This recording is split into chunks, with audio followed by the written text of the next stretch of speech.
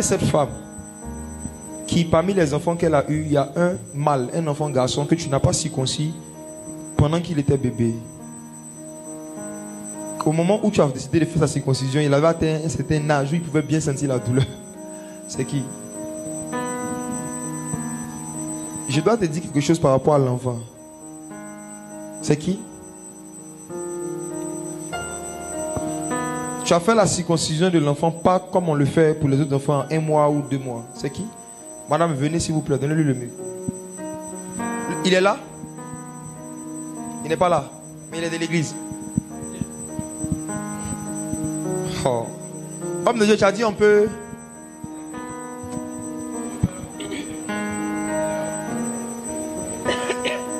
Comment vous allez? Je vais bien. Il a quel âge aujourd'hui? 8 ans, bon bientôt 9 ans. Quand vous avez fait la circoncision, il avait quel âge? 6 ans. Est-ce que vous savez qui vous en veut pour ça? Ouais, il me dit ça souvent. Parle-moi dans le micro. Il me dit ça souvent. Cet enfant a de la rancune dans son cœur, homme de Dieu. Il a une colère dans son cœur contre sa maman à cause de cela. Parce qu'il a vraiment vécu la douleur.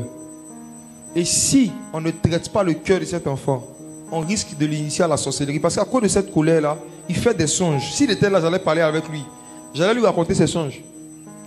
Il fait des songes en fait où on essaie on lui propose en fait de la nourriture, on essaie de lui faire des choses dans le sens de le pousser à la sorcellerie en fait. Ouais, hier il m'a dit ça. Que... Parle-moi dans le micro, j'entends pas. Bon, hier il m'a dit ça. Il t'a dit ça quand? Hier. Waouh.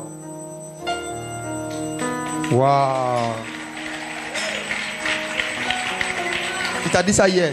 Ouais, il m'a dit qu'il allait, aidez-moi le micro, là, il allait chez sa grand-mère. Et puis, les gens de la sono là pour pas augmenter un peu le volume. Il était en train de manger viande. Il dit qu'il allait chez sa grand-mère, il de manger la viande. Donc on lui a remis, on lui a donné. Moi il voulait manger. Moi je suis arrivé puis j'ai arraché. Est-ce que quelqu'un peut attraper le micro pour elle comme ça? J'entends pas. J'entends pas. Aidez-moi, pardon. Oui. Il dit qu'il allait chez sa grand-mère. Oui. Ils étaient en train de manger de la viande. Oui. Donc au moment où on lui a remis pour lui, moi ça consiste que je suis arrivé, j'ai arraché pour jeter. Ok. Il vous a dit ça hier, Dieu parle de ça aujourd'hui. C'est parti de cette circoncision tardive. Ça a créé une colère dans son cœur. Maintenant, on veut l'utiliser pour vous tuer. C'est-à-dire que si jamais le petit cède, sa première cible, ceux qui vont le rentrer, c'est vous. Par la grâce de Dieu, pour le moment, il refuse. C'est pour ça même qu'il vous en parle. S'il était intéressé, il n'allait rien vous dire.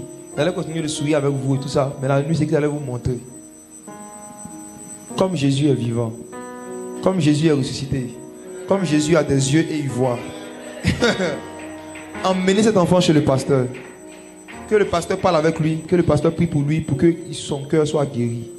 Sinon, cette rancune-là, ça sera quelque chose. Mais pendant que je suis en train de parler, en ce qui vous concerne, je peux voir par Jésus-Christ. J'ai une vision. Je vous vois dans une maison avec un homme. Et cet homme-là, vous n'étiez pas encore légalement marié, mais vous avez une relation, vous étiez ensemble. Et puis un moment, pendant que vous n'étiez pas encore marié, mais vous étiez ensemble, là, il a commencé à vous tromper. Et puis après, il a commencé à changer le discours par rapport aux promesses qu'il faisait par rapport au mariage. Et des blessures aussi ont commencé à venir progressivement dans votre cœur, progressivement dans votre cœur, progressivement dans votre cœur. Et aujourd'hui, vous n'êtes plus ensemble, mais il a perdu votre temps en fait.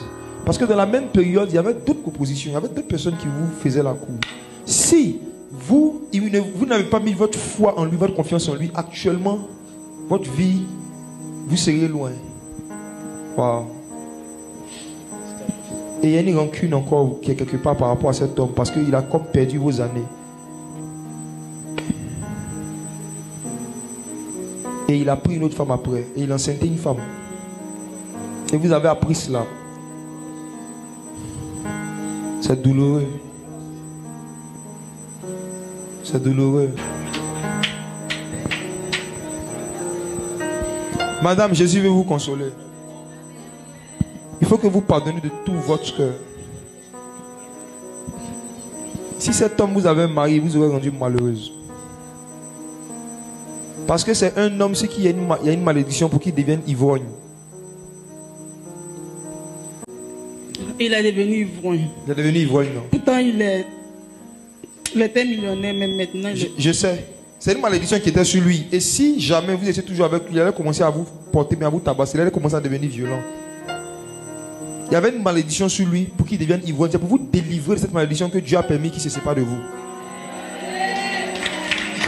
Waouh! faut glorifier Jésus. Faut dire merci à Jésus. Faut lui dire merci. Il vous a sauvé de quelque chose. Il vous a sauvé de quelque chose. Ça aurait été beaucoup plus blessant d'être la femme d'un ivrogne violent que d'être célibataire.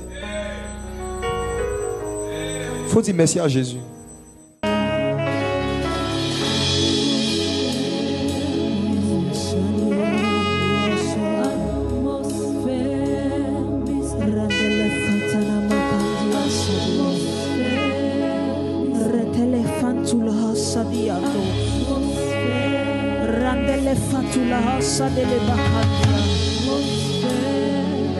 Rakantili boshadi santili bahata Randele hasato le bashadia Rabakanto lo boshadi Rabakanto lo boshadi Marandele fatula hasade le bosha Santo le bosha Santo le bosha Santo le bosha Santo le bosha Marandele fatala bahasa Marandele fatala hasa Marandele fatala baha Balele bakantele bosha Dele bakantele le bahadia Marandele fantula Marandele bafantula Marandele bafantula